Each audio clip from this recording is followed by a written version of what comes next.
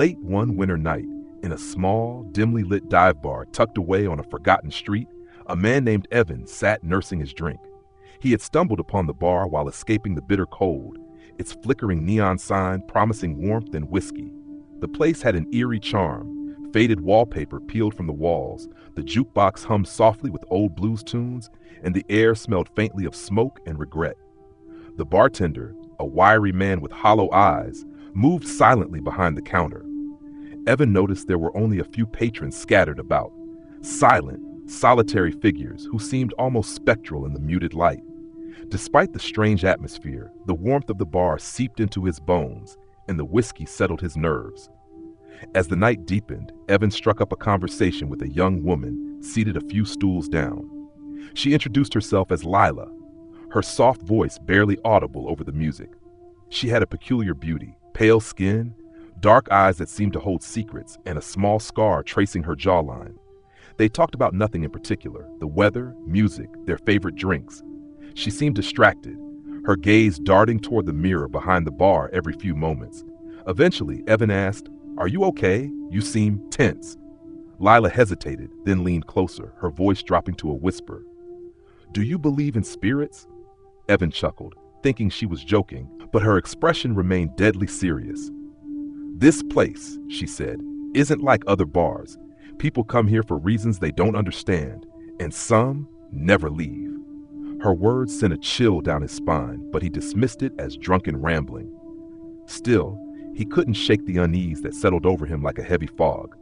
He glanced around the room. The other patrons hadn't moved for hours, their faces shrouded in shadow. One man in the corner stared straight ahead, his glass untouched, his lips moving silently as if speaking to someone unseen. Lila noticed his discomfort and offered a faint smile. "I don't mean to scare you, but if you start to feel strange, like you're forgetting something important, leave. Don't wait. Just go." Evan tried to laugh it off, but the weight of her words lingered. He turned to the bartender to order another drink, but the man was gone. In his place stood a figure Evan hadn't noticed before, a tall, gaunt man with an old-fashioned suit and a fedora. His face was obscured by shadow, but his presence was oppressive, filling the room with an unexplainable dread. The man raised a bony hand and pointed at Evan. "You shouldn't be here," he said, his voice low and guttural. Evan froze. The room seemed to grow darker, the walls pressing in. He turned to Lila for reassurance, but she was gone. Panic surged through him as he realized the bar had fallen silent. The jukebox had stopped. The murmurs of conversation vanished. Even the air felt heavy, suffocating. Suddenly, the mirror behind the bar caught his eye. His reflection stared back at him, but something was wrong. The face in the glass wasn't his. It was older, gaunt, with hollow eyes that mirrored the bartender's. His reflection raised a hand, but Evan hadn't moved. He bolted from his seat, stumbling toward the door. The patrons turned to watch him, their faces blank and expressionless, their eyes glinting with something inhuman. The door seemed impossibly far, the room stretching endlessly as he ran. Finally, he burst into the freezing night, gasping for air. The street was empty, the neon sign flickering above him. He turned back to look at the bar, but the building was gone. In its place was a dark, vacant lot, the ground littered with broken glass and debris. Evan stood there, shaking, the memory of the bar fading like a dream. He reached into his pocket and pulled out a matchbook he didn't recognize. Stamped on the front were the words "The Hollow Tap Room" and a date, December 17, 1952. It was the same date as that night. For the rest of his life, Evan avoided small bars on quiet streets. But sometimes late at night, he'd catch a glimpse of a neon sign out of the corner of his eye or hear a faint tune from a jukebox that wasn't there. And he'd remember Lila's warning, the gaunt man, and the reflection that wasn't his own. And he'd wonder how close he had come to staying in that bar forever. Story number 2. On the outskirts of a forgotten town, there was a bar called the Black Anchor. It was one of those places you only stumbled upon if you were lost or desperate. The bar had no windows, and the entrance was marked by a single rusted anchor hanging crookedly above the door. Locals whispered about it in hushed tones, but no one ever admitted to going there. One rainy evening, a man named Jack wandered into the bar after his car broke down nearby. He wasn't much of a drinker, but the cold rain drove him to seek refuge.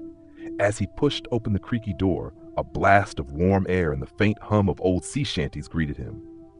The bar was dimly lit, with only a few flickering candles on the tables. The patrons were an odd bunch, silent, pale, and unnervingly still. Jack noticed their clothes seemed outdated, as if they belonged to another era.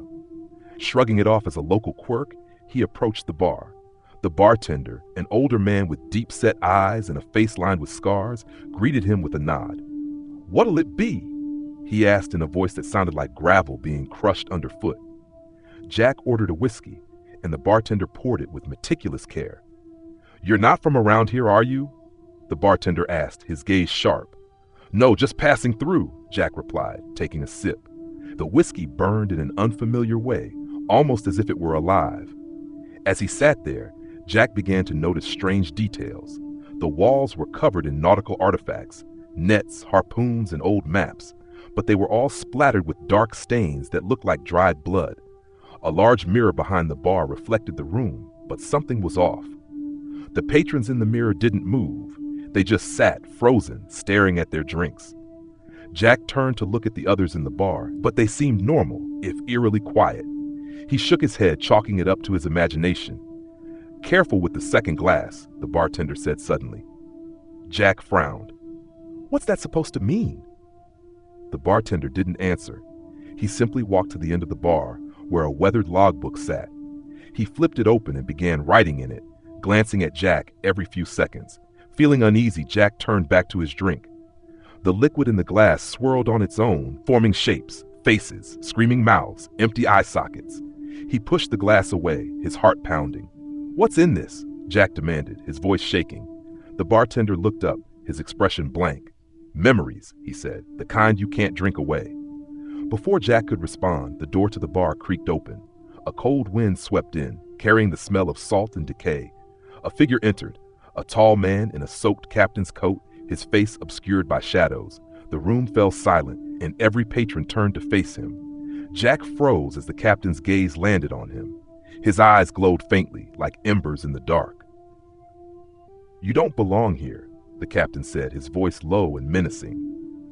Jack stumbled back, knocking over his stool.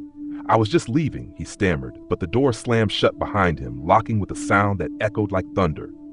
The captain stepped closer, and Jack realized his boots left wet, bloody footprints on the floor.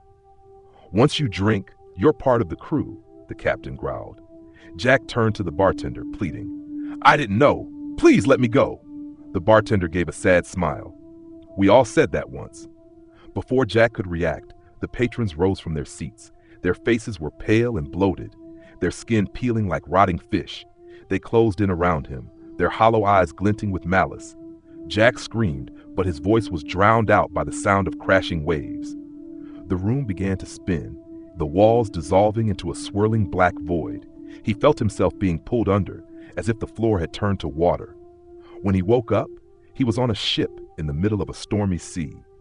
The crew, those same patrons, worked the deck, their movements jerky and unnatural. The captain stood at the helm, his glowing eyes fixed on the horizon. Jack looked down at his hands. They were pale, his skin cold and clammy. He tried to scream, but no sound came out. Back in the town, locals would sometimes hear the faint sound of sea shanties drifting through the air on stormy nights. And if you dared to venture too close to the coast, you might catch a glimpse of a ghostly ship on the horizon, its deck crowded with lost souls, each one a victim of the Black Anchor. Jack was just the latest. Story number 3. It was an unassuming bar, tucked between two towering office buildings in the heart of a bustling city. The sign simply read, "Last Call," in peeling gold letters. Nobody seemed to know much about it, when it opened, who owned it, or why it always seemed to be empty. Yet, on this particular night, a man named Victor found himself pushing open the heavy wooden door. Victor had just been fired from his job. His long walk through the city's dark streets led him there, lured by the promise of forgetting his troubles. The bar was dimly lit, with a faint red glow emanating from antique lanterns. The air felt thick, as if it hadn't been disturbed in decades. There were no other patrons. The only sound was the faint hum of a record player, spinning a slow, mournful tune. Behind the bar stood a tall, slender woman with pale skin and hair so dark it seemed to absorb the light. She smiled when Victor approached, her lips curling unnaturally wide. "What'll it be?" she asked, her voice smooth and hypnotic. Victor hesitated. Something about her made him uneasy, but he shook it off and ordered whiskey. She poured it from a dusty bottle, and as she slid the glass across the counter, she added, "First drink's always free at last call." Victor raised his glass in a mock toast to himself and downed the whiskey in one gulp. The burn was immediate and intense, unlike anything he tasted before. He coughed, wiping his mouth, but as the warmth spread through him, a strange sensation followed, a dull ache in his chest and a sudden wave of nostalgia. Images flashed in his mind, his childhood home, his mother's laughter, the smell of pancakes on Sunday mornings. Then darker memories followed, his father's angry shouts, the cold nights spent alone, and the pain of betrayal. "Strong stuff," Victor muttered, shaking his head to clear it. The bartender smirked. "That's the thing about our whiskey. It brings out what's buried deep inside." Victor laughed nervously, but something about her tone unsettled him. He looked around the bar again and noticed something strange. On the walls hung framed photographs, each showing a different person seated at the bar. The faces were blurred, indistinct, yet eerily familiar. "Who are they?" Victor asked, gesturing to the pictures. "Regulars," the bartender replied, her smile never wavering. "People who found their way here when they needed it most." Victor nodded, though her answer didn't sit right with him. He ordered another drink, and this time, the memories that surfaced were sharper, more painful. The night he lost his first love, the betrayal of a close friend, the moment he realized he'd never achieved the life he dreamed of. "Maybe I've had enough," Victor said, pushing the glass away. But the bartender shook her head. "It doesn't work like that. Once you start, you have to finish." Victor's heart began to race. He tried to stand, but his legs felt like lead.